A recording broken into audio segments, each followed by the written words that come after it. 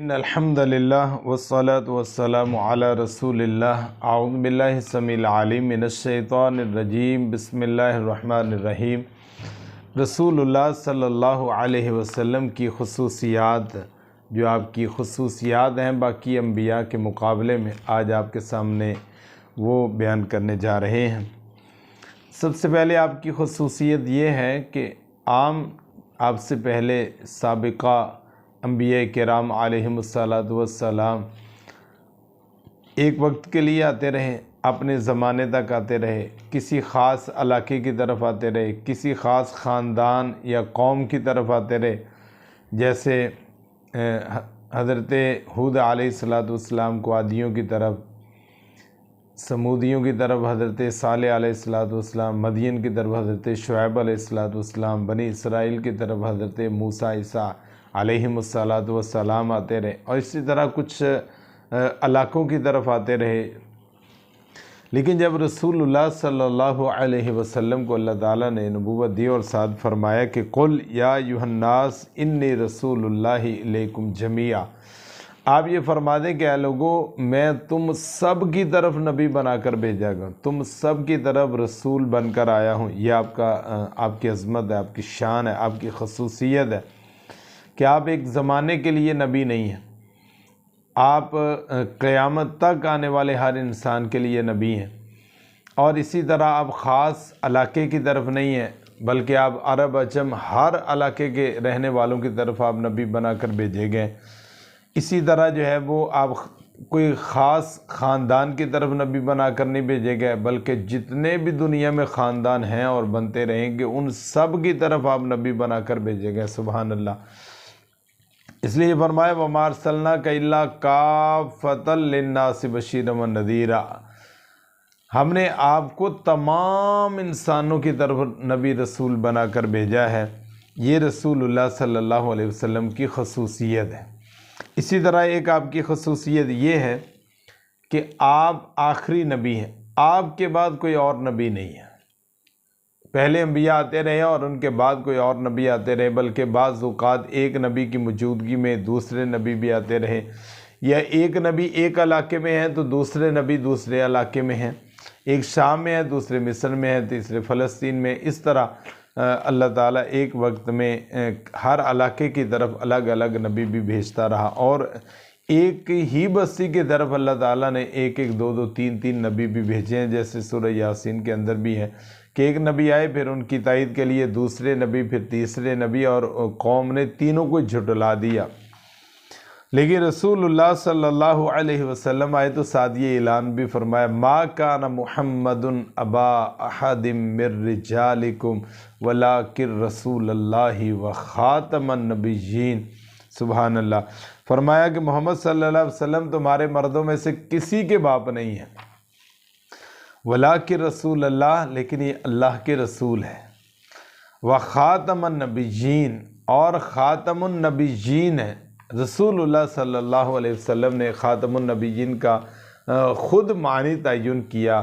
آپ نے فرمایا انا خاتم النبیین لا نبی بعدی، میں خاتم النبیین ہوں اور میرے بعد کوئی نبی نہیں ہے۔ یعنی خاتم النبیین کا مطلب کیا ہے کہ آپ کے بعد کوئی نبی نہیں ہے، نبوت کا سلسلہ آپ پر ختم ہو چکا ہے۔ اللہ اکبر۔ رسول اللہ صلی اللہ علیہ وسلم نے اس کی ایک مثال دی ہے جو صحیح البخاری کے اندر 3535 نمبر پر موجود ہے۔ فرمایا کہ میری مثال اور مجھ سے پہلے آنے والے انبیاء کرام علیہم السلام کی مثال اس طرح ہے کہ جس طرح ایک آدمی نے ایک مکان بنایا، بڑا خوبصورت مکان بنایا، بہت اچھا مکان بنایا، اور اس میں اچھی طرح اس نے اس کو سجایا، لیکن ایک اینٹ کی جگہ اس نے چھوڑ دی، ایک اینٹ مکمل نہیں کی۔ اب دیکھنے والے کہتے ہیں جی یہ مکان بہت اچھا ہے، لیکن یہاں پر ایک اینٹ کی جگہ ہے، اگر وہ اینٹ لگ جائے تو مکان مکمل ہو جائے۔ آپ نے فرمایا کہ وہ اینٹ جو آخری رہ گئی تھی وہ میں محمد صلی اللہ علیہ وسلم، نبوت کا مکان نبوت میرے آنے پر مکمل ہو چکا ہے۔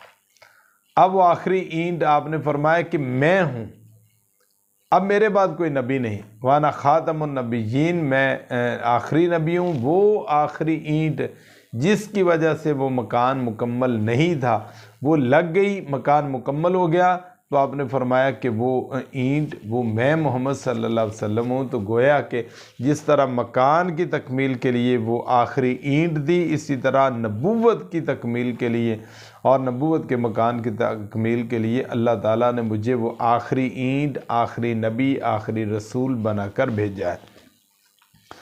تیسری آپ کی فضیلت، آپ کی خوبی یہ ہے کہ جو آپ کو امت دی گئی ہے وہ تمام انبیاء کی امتوں سے افضل، اعلیٰ، ارفع ہے، عظمت اور شان والی۔ اللہ تعالیٰ فرماتے ہیں کنتم خیر امت اخرجت للناس تأمرون بالمعروف وتنہون عن المنکر وتؤمنون باللہ، تم بہترین امت ہو۔ اللہ ان لوگوں میں ہمیں شامل فرمائے جو بہترین ہے۔ کیا مطلب، کیسے بہترین؟ اخرجت للناس، لوگوں کی خیرخواہی کے لیے، لوگوں کی ہمدردی کے لیے، لوگوں کے احساس کے لیے، لوگوں کی ہدایت اور ان کو ہدایت کا راستہ دکھانے کے لیے تمہیں بھیجا گیا ہے۔ تأمرون بالمعروف، تم نیکی کا حکم دیتے ہو، وتنہون عن المنکر، اور برائی سے روکتے ہو، وتؤمنون باللہ، اور اللہ پر صحیح ایمان لانے والے ہو۔ اس کا مطلب یہ ہے کہ خیر امت میں داخل ہونے کے لیے ہمیں نیکی کا حکم دینا پڑے گا، برائی سے روکنا پڑے گا، اللہ پر سچا ایمان رکھنا پڑے گا، اور اس کے نظام اور اس کے اصول اور ضوابط اور بھیجے ہوئے نبی اور رسول کی تعلیمات کے مطابق زندگی گزارنا پڑے گی۔ نیکی کا حکم دینا اور برائی سے روکنا یہ بڑے عزم کی بات ہے، بڑی فضیلت کی بات ہے، اور انتہائی ضروری ہے۔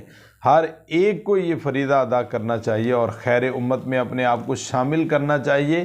رسول اللہ صلی اللہ علیہ وسلم نے ہمیں یہ تعلیم دی ہے اور فرمایا کہ من رأى منکم منکرا فلیغیرہ بیدہ، جو کوئی برائی دیکھے اس کو چاہیے کہ وہ اپنے ہاتھ سے روکے، فَإِن لَمْ يَسْتَطِعْ فَبِلِسَانِهِ، اگر وہ اس کو اپنے ہاتھ سے روکنے کی طاقت نہیں رکھتا تو کم از کم زبان سے کہہ تو سکتا ہے کہ یہ غلط ہے۔ وَإِن لَمْ يَسْتَطِعْ فَبِقَلْبِهِ، اگر یہ کہنے کا بھی ماحول نہیں ہے، اتنی بھی طاقت اور قوت نہیں ہے، تو کم از کم دل سے برا تو اسے جانے۔ اللہ تعالی ہمیں یہ نصیب فرمائے۔ تو اس طرح امت کی، آپ کی امت کی فضیلت کے حوالے سے آخری حدیث ہم آپ کے گوش گزار کرتے ہیں، باقی آپ کی خصوصیات انشاءاللہ نیکسٹ ویڈیو میں اب تک پہنچائیں گے۔ صحیح بخاری کے اندر 3459 نمبر پر ہے، حضرت عبداللہ بن عمر رضی اللہ تعالیٰ عنہ سے مروی ہے، وہ بیان کرتے ہیں کہ رسول اللہ صلی اللہ علیہ وسلم نے فرمایا کہ تمہاری مدت سابقہ امتوں کے مقابلے میں اتنی ہے جتنی نماز عصر سے لے کر غروب آفتاب تک ہے۔ جتنا نماز عصر سے لے کر غروب آفتاب کا وقت ہے نا، تمہارا اتنا وقت ہے، تمہاری اتنی مدت ہے پہلی امتوں کے مقابلے میں۔ اور آپ نے فرمایا کہ تمہاری اور یہود و نصارہ کی مثال یہ ہے کہ جیسے ایک آدمی نے کہا کہ کوئی مزدوری کرے گا ایک قیراط پر، کہ میں اس کو ایک قیراط اجرت دوں، اور وہ مزدوری کرے صبح سے لے کر دوپہر تک۔ یہودیوں نے کہا جی ٹھیک ہے ہم مزدوری کرتے ہیں، اور انہوں نے مزدوری کی، صبح سے لے کر دوپہر تک مزدوری کی، اور ان کو ایک قیراط مزدوری ملی۔ پھر کہا گیا کہ کوئی ایسا ہے کہ جو ظہر سے لے کر عصر تک مزدوری کرے اور ایک قیراط اس کو مزدوری ملے؟ تو پھر اس پر نصارہ خوش ہوئے اور نصارہ نے حامی بری، اور انہوں نے مزدوری کی اور ان کو ایک قیراط مزدوری مل گئی۔ پھر کہا کہ کوئی ایسا ہے کہ جو نماز عصر سے لے کر غروب آفتاب تک مزدوری کرے اور اس کو اس مزدوری کے عوض 2 قیراط دیے جائیں گے۔ پہلے ایک قیراط، اب 2 قیراط دیے جائیں گے۔ اب ٹائم بھی تھوڑا ہے لیکن قیراط انعام اجرت مزدوری بھی زیادہ ہے۔ صبح سے لے کر دوپہر کا ٹائم زیادہ ہے، دوپہر سے لے کر عصر تک کا اس سے کم ہے، اور عصر سے مغرب تک اس سے کم ہے۔ تو گویا کہ فرمایا کہ جو تیسرے لوگ تھے، فرمایا وہ تم ہو جنہوں نے اس بات کو قبول کیا کہ ہاں ہم عصر سے لے کر غروب آفتاب تک مزدوری کریں گے، اور اس میں مزدوری کیا ملے گی؟ 2 قیراط، یعنی 2 قیراط مزدوری ملے گی، ان سے ڈبل۔ تو یہودیوں نے اعتراض کیا کہ اللہ ہم نے کام کیا اور ہمیں مزدوری ایک قیراط ملی ہے۔ تو آپ نے فرمایا کیا جو تمہارا حق تھا وہ تمہیں نہیں ملا؟ کہا جی وہ ملا ہے، ہمیں تو حق ملا ہے۔ تو فرمایا ان کو کیوں ملا ہے؟ تو اللہ تعالیٰ نے فرمایا کہ یہ میرا فضل ہے، جس پر میں چاہتا ہوں اس پر اپنا فضل کرتا ہوں۔ گویا کہ امت محمدیہ صلی اللہ علیہ وسلم جو آخر الزماں پیغمبر جناب محمد رسول اللہ صلی اللہ علیہ وسلم کی امت ہے، اس کو اللہ تعالیٰ نے خاص فضل سے نوازا ہے، اپنے خاص فضل عطا کیا اور خاص کرم کرتے ہوئے۔